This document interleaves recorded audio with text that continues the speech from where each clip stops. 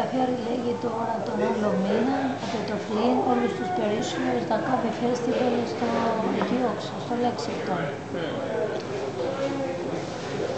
Πάμε, Μαρία. Μαρκού.